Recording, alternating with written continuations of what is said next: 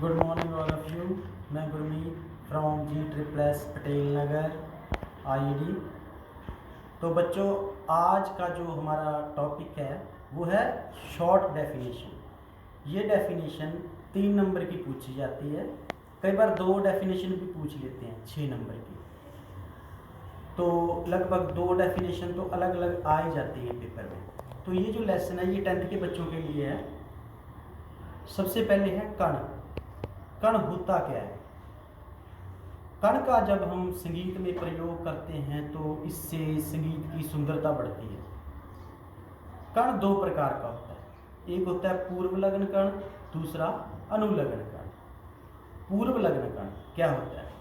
जैसे सा स्वर लिया अपन, सा के पहले वाला स्वर नी, मंद सप्तक का, तो सा पे हाथ रख के या सा को दबा के तो नी को तन छूने या स्पर्श करने को क्या कहते हैं? पूर्व लगन कण।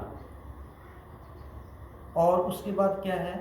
अनुलग्न कण। जैसे सा स्वर को दबाया और उसके बाद रे स्वर को हल्का सा टच किया या छुआ तो इसे कहते हैं अनुलग्न कण, यानी कि बाद वाला।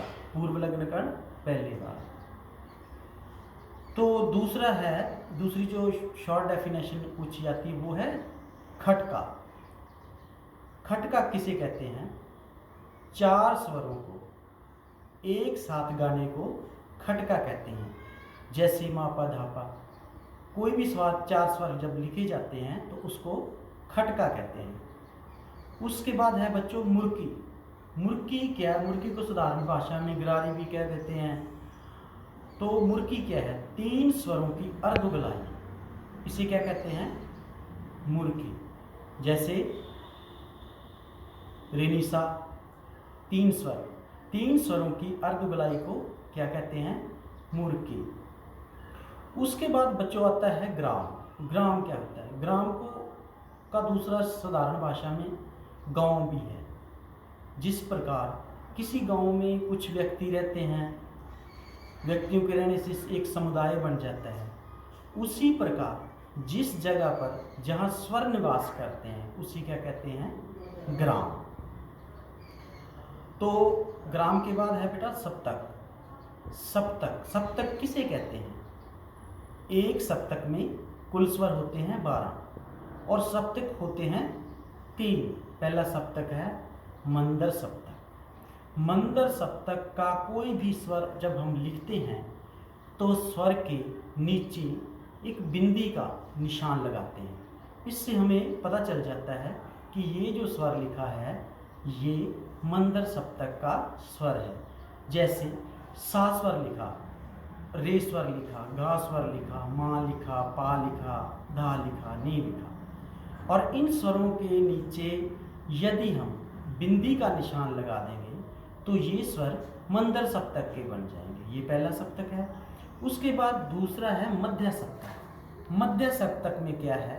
स्वर के ऊपर या नीचे कोई भी निशानी नहीं लगती। जैसे अपन ने सा लिख दिया, सा स्वर के ऊपर या नीचे कोई भी निशानी नहीं लगाई तो हमें पता चल जाएगा कि ये जो स्वर है ये मध्य सप्तक का स्वर है। तीसरा सप्तक बच्चों आता है तार सप्तक। तार सप्तक में क्या है? यदि हम कोई भी स्वर लिखते हैं, स्वर लिख के उस स्वर के ऊपर बिंदी का निशान लगा देते हैं तो ये है तार सप्तक। जैसे सा, रे, गा, मा, पा, धा, नी, सा, ये स्वर लिख के इनके ऊपर यदि हम बिंदी का निशान लगाते हैं तो ये हो गया तार सप्तक। अब एक सप्तक में कुल स्वर होते हैं 12 स्वर होते हैं, जिनमें 7 स्वर शुद्ध सा, रे, गा, मा, पा, धा, नी और 4 स्वर कोमल रे, घा, धा, नी और 1 स्वर मा, तीव्र। अब जो कोमल स्वर हैं, कोमल स्वरों को लिखते वक्त स्वर के नीचे लेटी हुई लाइन लगाते हैं या स्वर को अंडरलाइन करते हैं। तो ये कोमल स्वर की निशानी है। कोमल स्वर कितने होते हैं? 4 होते हैं, रे, गा, धा, नी। और तीव्र स्वर तीव्र स्वर को लिखते समय स्वर के ऊपर खड़ी रेखा लगाते हैं, खड़ी लाइन लगाते हैं। तीव्र स्वर एक ही होता है माँ। जब हम माँ स्वर के ऊपर खड़ी हुई रेखा लगा देते हैं तो ये तीव्र माँ बन जाता है। अगर हम माँ के ऊपर कोई भी निशानी नहीं लगाते तो ये सिंपल माँ है। उसके बाद बच्चों आता है गमक। गमक क्या होती है? गमक होती है जब हम गायन करते वक्त स्वरों को गंभीरता पूर्वक गाते हैं तो उन्हें गमक कहते हैं। गमक जैसे सा सा जा जा रे रे रे रे गा गा गा गा मा, स्वरों को गंभीरता पूर्वक गाने को क्या कहते हैं? गमक। संगीत में गमक का विशेष महत्व है। पहले गमक का बहुत ज़्यादा प्रयोग होता था, आज कुछ कम है। उसके बाद जो 3 नंबर में और डेफिनेशन पूछी जाती है, या इस डेफिनेशन को 6 नंबर में भी पूछ लेते हैं और बोल देते हैं अलंकार की परिभाषा दें और कोई भी 3 या 4 अलंकार लिखें। तो अलंकार क्या होता है? अलंकार का साधारण भाषा में अर्थ है आभूषण या गहना। जिस प्रकार व्यक्ति सुंदर दिखने के लिए आभूषण या गहने धारण करता है, उसी प्रकार संगीत को सुंदर बनाने के लिए अलंकारों का प्रयोग किया जाता है। अलंकार जैसे सबसे पहले सा रे गा मा पा धा नि सा, सा नी धा पा मा गा रे सा। उसके बाद इसी सा को डबल कर देंगे, सा सा रे रे गा गा मा मा पा पा धा धा नी नी सा सा। फिर इसका अवरोह करेंगे, सा सा नी नी धा धा पा पा मा मा गा गा रे रे सा सा। आरोह क्या होता है? आरोह होता है स्वरों का चढ़ता हुआ क्रम, आरोह क्या होता है? जैसे स्वर ऊपर जा रहे हैं, सा रे गा मा पा धा नी सा, तो ये हो गया स्वरों का आरोह। अवरोह स्वरों की वापसी, स्वरों के उतरते क्रम को अवरोह कहते हैं।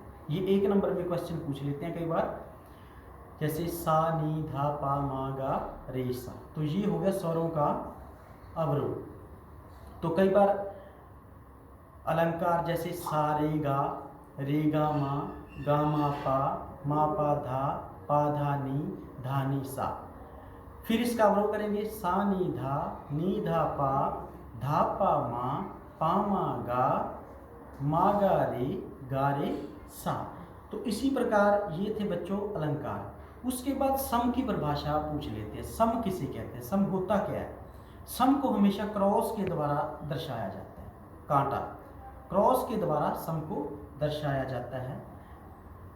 सम कहते हैं यदि कोई गायक गायन शुरू करता है, जिस मात्रा से तबला, पखावज या ढोलक बजना शुरू होता है उसे सम कहते हैं। उसके बाद इसमें बच्चे ने पूछा था 3 ताल के बारे में, सर दोबारा बताएं, तो मैं उस 3 ताल के बारे में दोबारा बता रहा हूँ। 3 ताल में क्या है? 3 ताल का हमारे भारतीय शास्त्रीय संगीत में विशेष महत्व है। इस ताल में ताली 1, 5, 13 मात्रा पर होती है और खाली 9 पर होती है। जब भी ताली को दर्शाते हैं तो ताली मात्रा के ऊपर काउंटिंग लिखी जाती है और खाली को हमेशा 0 द्वारा दर्शाया जाता है। 3 ताल में 4 विभाग होते हैं, चारों में मात्राएं 4-4 होती हैं। इस ताल में 16 मात्राएं होती हैं और ये तबले की ताल है, अर्थात इसकी बंद बोल है, बंधे हुए हाथों से बजती है। कई बार 1 नंबर में पूछ लेते हैं बंद बोलों की ताल बताएं और खुले बोलों की ताल बताएं। जैसे 3 ताल बंद बोलों की ताल है और 4 ताल खुले बोलों की ताल है। इसमें खुले बोल ऐसे होते हैं जैसे धा धा दिन ता किट धा दिन ता तिट कत ग दिगन, और बंद बोल है 3 ताल है, धा धिन धिन धा, धा धिन धिन धा, धा तिन तिन ता, ता धिन धिन धा। तो इस 3 ताल में 1, 5 और 13वीं मात्रा पे ताली है और 9वीं पे खाली है। इसे हाथ पे देखेंगे, हाथ हैंड बीट पे कैसे करते हैं, धा धिन धिन धा धा धिन धिन धा धा तिन तिन ता ता धिन धिन धा। आप शुरू में क्या करोगे, आप शुरू में इसकी प्रैक्टिस के लिए काउंटिंग भर दोगे, जैसे 1 2 3 4 5 6 7 8 9 10 11 12 13 14 15 16 1, क्योंकि सम से हम शुरू हुए थे और सम पे ही हमने ताल को ख़त्म कर दिया। उसके बाद बच्चों दूसरी जो ताल है ये है रूपक। रूपक के बारे में मैं आपको दोबारा बता देता हूँ। इस ताल में पहली मात्रा पर खाली होती है, क्योंकि ये एक ऐसी ताल है जिसकी पहली मात्रा पे खाली है। कुछ विद्वान पहली मात्रा पे ताली भी मानते हैं। इस ताल के बारे में विभिन्न विद्वानों के कुछ मतभेद भी हैं। बाकी नॉर्मली हम पहली मात्रा पे खाली ही दिखाते हैं। इस ताल में पहली मात्रा पर खाली, 4 व 6 पर ताली होती है। इस ताल का प्रयोग गज़ल, गीत, भजन, गतों आदि के साथ होता है। अब बच्चों गत क्या होती है? गत वो होती है जो बंदिश सितार पे या तार वाले साज पे बजती है।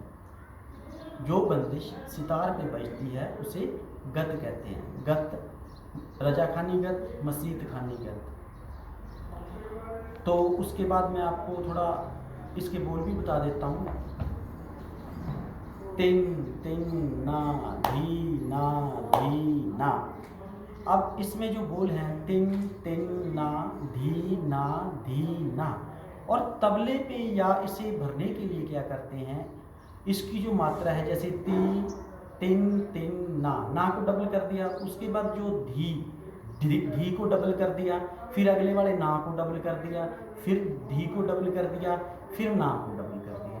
तो इसका एक पैटर्न बन जाता है। तिन तिन ना ना धी ना ना धी ना ना, तिन तिन ना ना धी ना ना धी ना ना, तिन तिन ना ना धी ना ना धी ना ना, तिन तिन ना ना धी ना ना धी ना ना। तो उसके बाद थोड़ा दादरा के बारे में देख लेते हैं। दादरा में 6 मात्राएं होती हैं। ये तबले की ताल है, इसके बंद बोल है। इसकी पहली मात्रा पे सम, तो दादरा के बोल हैं धा धी ना धा ती ना। तो बच्चों दोबारा से थोड़ा रिपीट कर लेते हैं शुरू से जो मैंने आपको करवाया। सबसे पहले क्या है कण। कण कितने प्रकार का होता है? कण होता है 2 प्रकार का, पूर्व लग्न कण और अनुलग्न कण। पूर्व लग्न कण वो होता है जैसे मेन स्वर को दबाकर उसके पहले वाले स्वर को छुआ या स्पर्श किया जाए तो उसको क्या कहते हैं? पूर्व लग्न कण, यानी कि पहले वाले स्वर। उसके बाद है अनुलग्न कण। जब हम मेन स्वर को दबाकर, जैसे सा को दबाकर रे को हल्का छूते या स्पर्श करते हैं, उसे कहते हैं अनुलग्न कण। उसके बाद था बच्चों खटका। खटके में क्या होता है?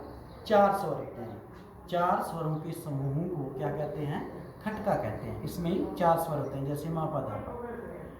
उससे आगे क्या था? उसके आगे क्या था? मुर्खी। मुर्खी को गरारी भी कह देते हैं साधारण भाषा में। इसकी परिभाषा ऐसे है, 3 स्वरों की अर्ध गुलाई को मुर्खी कहते हैं, जैसे रे नी सा। उसके बाद क्या था? ग्राम। ग्राम जैसे ग्राम साधारण भाषा में गांव को कहते हैं। जिस प्रकार गांव में कुछ व्यक्ति रहते हैं, समुदाय बनता है।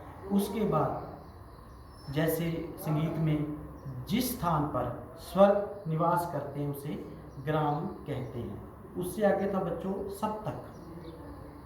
एक सप्तक में कितने स्वर होते हैं? 12 स्वर। 7 शुद्ध, सा रे गा मा पा धा नी सा, और 4 स्वर कोमल, रे गा धा नी, और 1 स्वर मा ती पर। टोटल कितने हो गए? 12। कोमल स्वर को लिखते हुए स्वर के नीचे लेटी हुई लाइन लगाते हैं, जैसे रे लिखा, रे गा धा ने लिखा, उनके नीचे लेटी लाइन, उनको अंडरलाइन कर देना। तो माँ जो स्वर है, माँ स्वर के ऊपर खड़ी हुई रेखा लगाते हैं। उससे के बाद मैंने आपको बताया था सप्तकों की संख्या। सप्तक 3 होते हैं। पहला सप्तक होता है मंदर सप्तक। मंत्र सप्तक का कोई भी स्वर लिखते समय स्वर के नीचे बिंदी का निशान लगाया जाता है। मध्य सप्तक में स्वर के ऊपर या नीचे कोई निशानी नहीं लगाई जाती।